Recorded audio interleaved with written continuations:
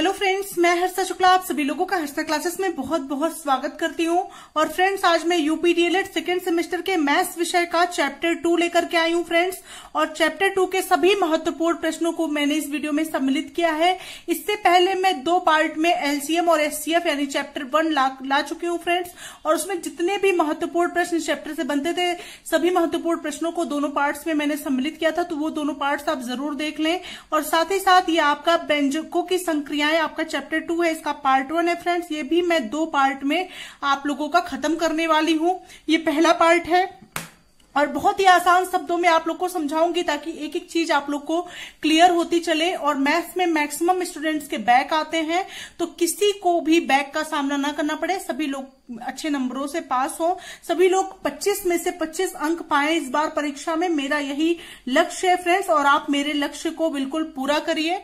मेरा जो एम है उस पर आप लोग खरे उतरिए। मेरी यही शुभकामनाएं हैं आप लोगों के साथ। तो चलिए फ्रेंड्स, क्वेश्चन को कराना स्टार्ट करते हैं। पहला क्वेश्चन है, निम्नलिखित वाक्यों को गणितीय चिन्हों का प्रयोग करके लिखिए। ठीक है, बहुत ही अच्छा प्रश्न है। और बहुत ज्यादा स्टूडेंट जो है व्यंजकों की संक्रियाएं चैप्टर में भी गलती कर देते हैं, तो इसको बिल्कुल आसानी से समझेंगे आप लोग यहाँ पे। तो पहला है फ्रेंड्स, x से 7 अधिक। ध्यान दीजिएगा किस प्रकार से इसको आप लिखेंगे। तो x से 7 अधिक बहुत ही आसान है ये चैप्टर, लेकिन बस समझने की देरी है और आप लोग आज बिल्कुल क्लियर कर लेंगे ये चैप्टर। तो x से 7 अधिक मतलब x + 7 हो जाएगा। ठीक है, मतलब x से 7 अधिक x + 7 आपका हो गया आंसर। दूसरा है फ्रेंड्स, y से 5 कम।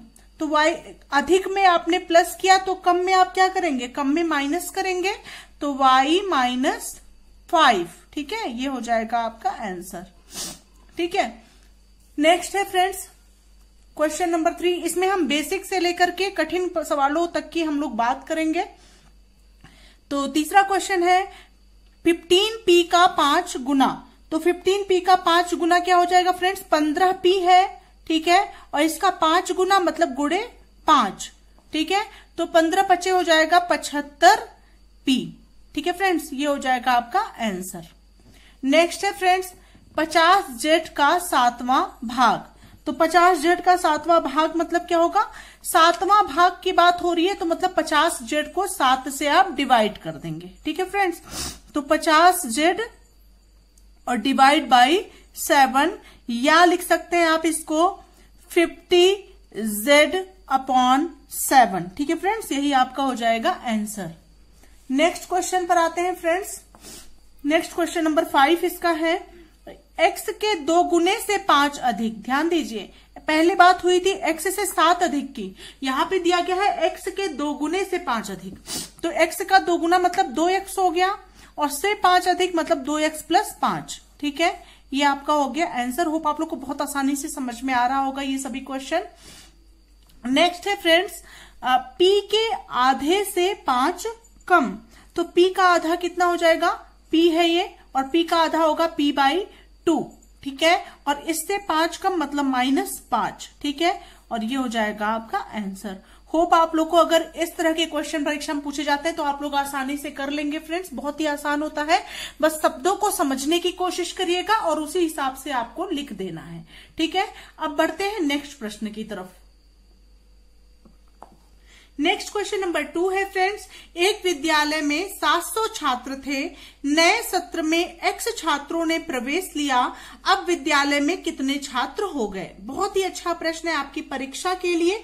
तो सबसे पहले आप लिखेंगे फ्रेंड्स, बहुत सिस्टमेटिक ढंग से क्वेश्चन को सॉल्व करें। एक कोई प्रशिक्षु पूछ रहे थे कि मैम जो है अगर जो है क्वेश्चन ना पूरा ठीक से करें और आंसर सही निकले तो क्या मार्क्स मिल जाएगा। तो फ्रेंड्स ये ध्यान दीजिए, डीएलएड में आंसर से मतलब नहीं होता है, क्वेश्चन सही से लग करके और राइट आंसर होना चाहिए। ठीक है, क्वेश्चन गलत तरह से लगा हो तब भी नहीं ठीक है, क्वेश्चन बिल्कुल सही ढंग से लगा होना चाहिए और फिर आंसर आपका राइट आना चाहिए। ठीक है, जैसे आप लोग याद कीजिए, आप लोग 9th में 8th में जिस तरह से प्रश्नों को सॉल्व करते थे बिल्कुल सही सीरियल क्रम में, बिल्कुल उसी तरह से आप लोगों को डीएलएड में भी प्रश्नों को सॉल्व करके बताना है। मतलब कुल मिला के आप एक भावी शिक्षक और शिक्षिका है, तो आप लोगों को ये दिखाना है एग्जामिनर को कि आप लोग इस तरह से इन प्रश्नों को आप बच्चों को बताएंगे। इसी तरह से ये सॉल्व करना बताएंगे, क्योंकि आप लोग देख रहे होंगे ये सारे जो सिलेबस है ये आप लोग छोटी कक्षाओं में पढ़ चुके हैं, वही डीएलएड में भी हैं। तो सारे 8th 9th और 10th 11th 12th में पढ़े हुए प्रायिकता जो आपका चैप्टर है इसमें आपको मिलेगा, वो आप 12th में पढ़ते हैं। तो कुल मिला के 12th तक की मैथ आप लोग को यहाँ देखने को मिलेगी। थोड़ी बहुत 12th का है, ज्यादा नहीं है। बाकी 10th तक की मैथ आप लोग को देखने को मिलेगी। तो वो जैसे वहां पर करते थे बिल्कुल वैसे यहाँ पे करना है। तो फ्रेंड्स, एक विद्यालय में 700 छात्र थे। नए सत्र में X छात्रों ने प्रवेश दिया। अब विद्यालय में कितने छात्र हो गए, ये क्वेश्चन में पूछा गया है। तो दिया गया है चूंकि विद्यालय में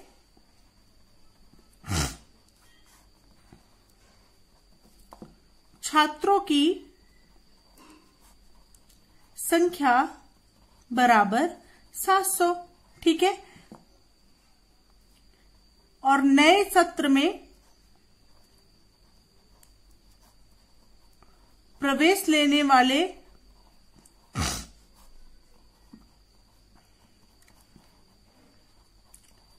छात्र बराबर X, ठीक है। नए सत्र में X छात्रों ने प्रवेश लिया। अब विद्यालय में कितने छात्र हो गए, तो अतः विद्यालय में कुल छात्रों की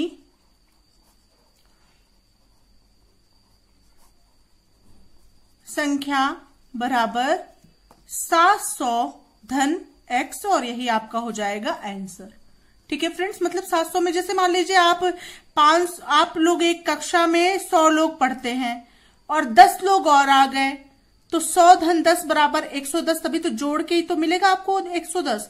तो यहाँ पे चूंकि संख्या नहीं है कि इसमें आप जोड़ के आंसर निकाल लें, तो जो यहाँ पे X है तो इसी को जोड़ करके दिखा देंगे, ठीक है। नेक्स्ट क्वेश्चन नंबर 3 पर आते हैं फ्रेंड्स। राम के पास X रुपए थे, ठीक है। इनमें से 1500 रुपए मकान के किराए में दिए। बताओ राम के पास कितने रुपए शेष बचे। बहुत ही अच्छा प्रश्न है। जैसे इसमें जोड़ना था, अब इसमें क्या करना होगा, इसमें घटाना होगा, ठीक है। तो यहां पे सबसे पहले हम लिखेंगे राम के पास, चूंकि राम के पास रुपए बराबर X रुपए, ठीक है। अब क्या यहां पे दिया गया है, मकान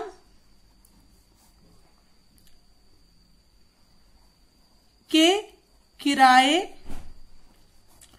के दिए बराबर 1500 रुपए, ठीक है। मतलब कुल रुपए में से उसने 1500 रुपए जो है मकान के किराए के लिए दे दिए। अब राम के पास कितने रुपए शेष बचे, ठीक है। तो शेष बची राशि बराबर X माइनस 1500 रुपए, और यही आपका हो गया आंसर, ठीक है फ्रेंड्स। होप आप लोग को ये क्वेश्चन भी अच्छे समझ में आ गया होगा। बढ़ते हैं नेक्स्ट प्रश्न की तरफ। नेक्स्ट क्वेश्चन नंबर 4 है फ्रेंड्स। फुटबॉल की एक टीम में 15 खिलाड़ियों का चयन किया गया। टीम के सभी खिलाड़ियों के लिए यूनिफॉर्म, फुटबॉल, शू आदि पर कुल 5x रुपए खर्च किए गए। बताओ प्रत्येक खिलाड़ी पर कितनी राशि खर्च हुई। बहुत ही अच्छा प्रश्न है आपकी परीक्षा के लिए। तो फ्रेंड्स इसको कैसे सॉल्व करेंगे,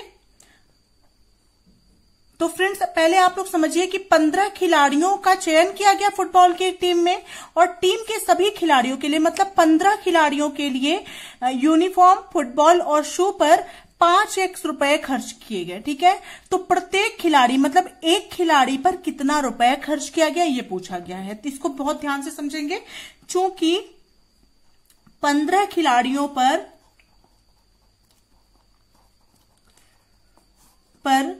खर्च हुए बराबर, ठीक है। कितने रुपए खर्च हो रहे हैं, 5x रुपए तो खर्च हो रहा है, तो 5x रुपए, ठीक है। तो प्रत्येक खिलाड़ी यानी एक खिलाड़ी पर, इसलिए एक खिलाड़ी पर खर्च रुपए बराबर कितने होंगे, 5x बटे 15, ठीक है। मतलब हमेशा क्या होता है कि अगर आपको ज्यादा दिया हो और कम पूछा गया हो तो क्या करते हैं, डिवाइड करते हैं, और अगर कम दिया गया हो और ज्यादा की संख्या पूछी गई हो तो मल्टीप्लाई करते हैं, हमेशा ध्यान में रखेंगे।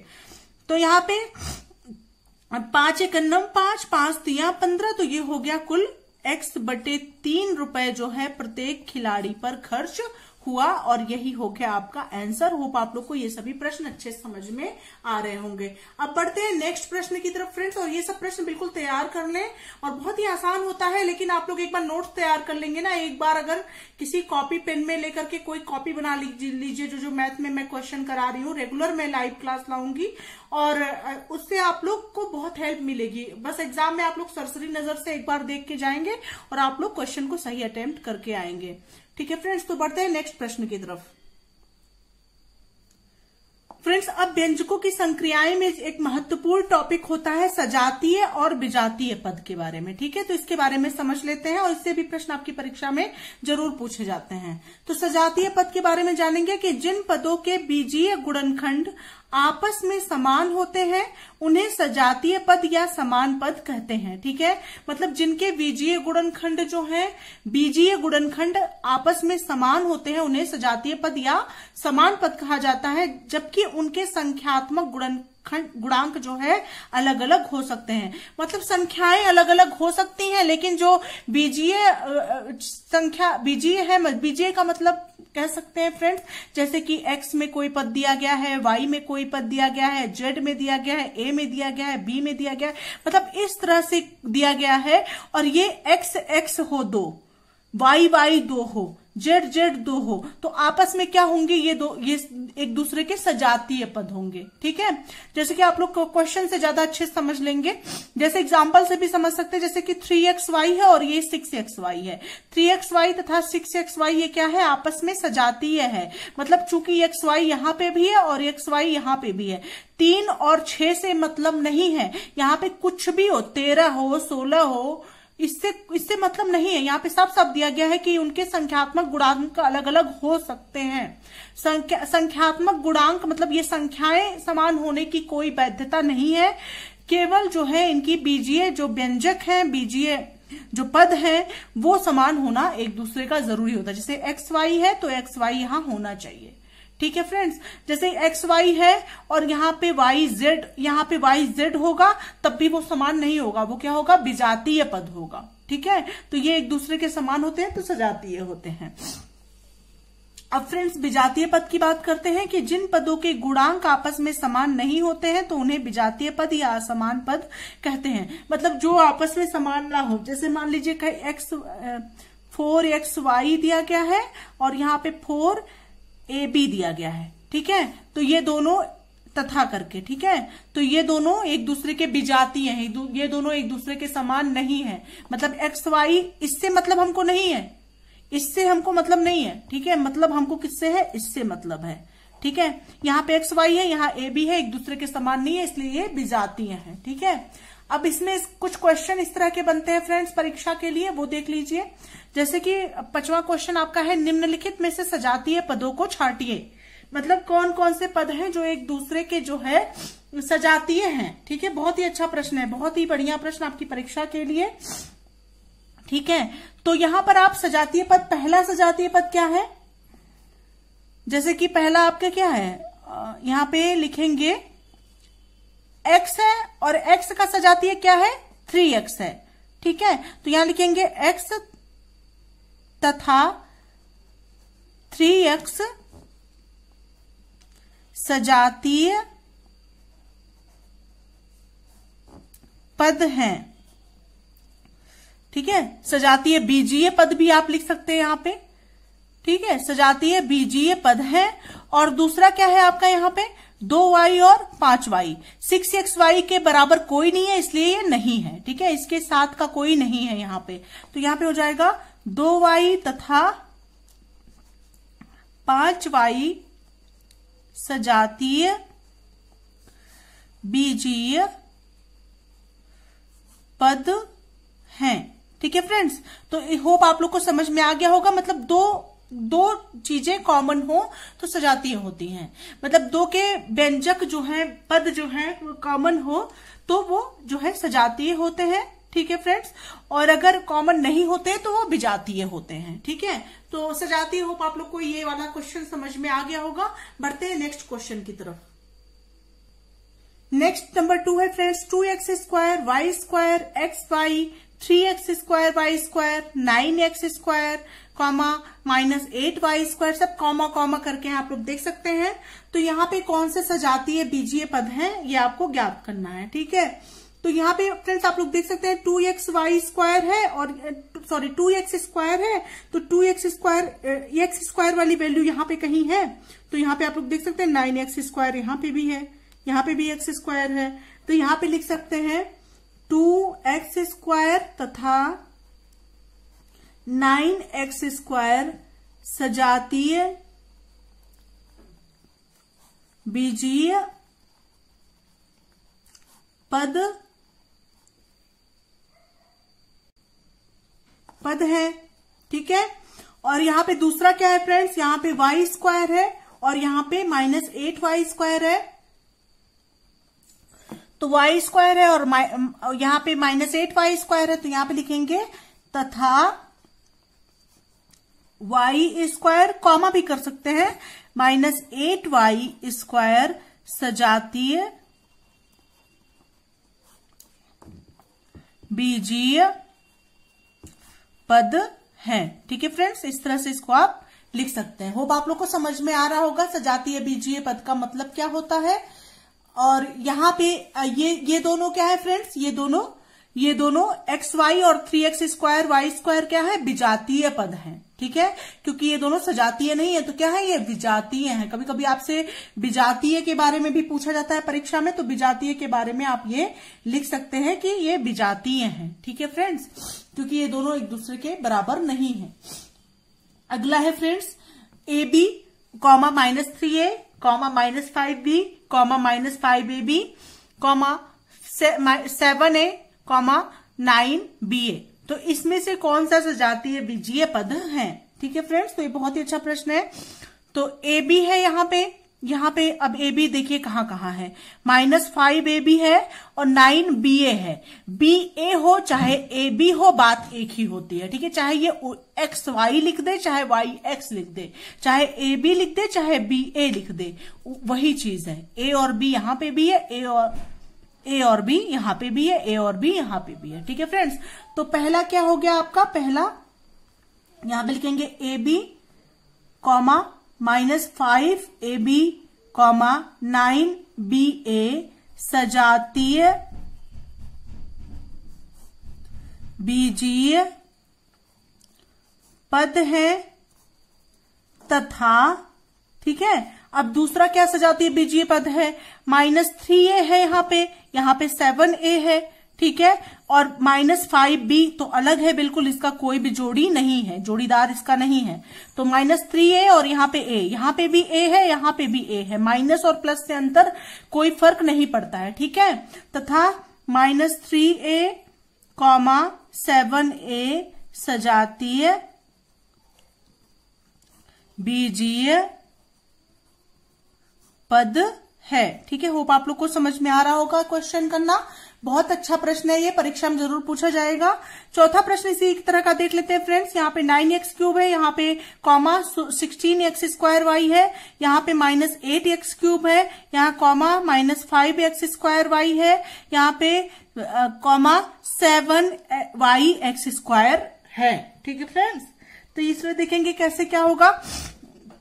अब क्या क्या सजातीय बीजीय पद होगा, पहला आपका 16x स्क्वायर वाई है, ये ले लेते हैं। दूसरा -5x स्क्वायर वाई है, ये ले लेते हैं। तीसरा 7x square Y x square हो चाहे x स्क्वायर वाई हो, बात यही है। x स्क्वायर यहाँ पे भी है, यहाँ पे भी है, यहाँ पे भी है, y यहाँ सिंगल है, यहाँ सिंगल है, यहाँ सिंगल है, मतलब ये भी इसके सजातीय ही है। तीनों एक दूसरे के क्या है, सजातीय हैं। ठीक है, तो सबसे पहले हम लेंगे 16x square y comma -5x square y comma 7yx square सजातीय बीजीय पद हैं तथा पहला क्या है 9x³ है, दूसरा है -8x³। 9x³ कॉमा -8x³ सजातीय बीजीय पद हैं। ठीक है फ्रेंड्स, तो होप आप लोग को ये सभी क्वेश्चन अच्छे समझ में आ गए होंगे। अब नेक्स्ट पार्ट में जल्द लेकर के आप लोग के लिए हाजिर होंगी और दूसरे पार्ट में मैं पूरा ये चैप्टर ही खत्म कर दूंगी और फिर तीसरे चैप्टर की ओर आगे बढ़ेंगे। तो आप लोग फ्रेंड्स पहले चैप्टर का दोनों पार्ट्स जरूर देख लेंगे, LCM SCF का, वहां से आप लोग को बहुत बहुत हेल्प मिलने वाली है, गारंटी के साथ कह सकती हूँ। हर्षिता क्लासेस पर जो भी पिछले जो 2017 बैच के सभी जुड़े थे और सभी का बहुत ही अच्छे मार्क्स आए थे परीक्षा में, और किसी का भी बैक, ज्यादातर जो भी यहाँ से जुड़े थे वो किसी का भी बैक मैथ्स में नहीं आया था। तो बिल्कुल फ्रेंड्स आप लोग भी बहुत ही अच्छे मार्क्स पाएंगे और बहुत ही अच्छे सबके नंबर आएंगे अगर आप लोग यहाँ पे जुड़ करके और एक एक क्वेश्चन का नोट्स बनाते चलेंगे। नोट्स जरूर बना लीजिए, इससे आपको बहुत हेल्प मिलेगी। ठीक है फ्रेंड्स, तो ज्यादा से ज्यादा इस वीडियो को शेयर कर दे अपने सभी दोस्तों, सभी मित्रों को, क्योंकि सेकेंड सेमेस्टर के ज्यादातर लोग नहीं जानते हैं उतना आपके बैच के। तो अगर आप लोग शेयर कर देंगे तो ज्यादा से ज्यादा लोग जानेंगे। तो फोर्थ सेमेस्टर के तो काफी लोग हैं लेकिन सेकेंड सेमेस्टर के कम लोग हैं। तो आप ही लोग के रिक्वेस्ट पर मैं वीडियो ला रही हूं ताकि जितने लोग हैं वो अच्छे से मार्क्स पाए, और ज्यादा से ज्यादा लोगों को शेयर करना आप लोग की जिम्मेदारी है। मिलते हैं नेक्स्ट वीडियो के साथ, तब तक के लिए thank you so much friends, thanks for watching my video.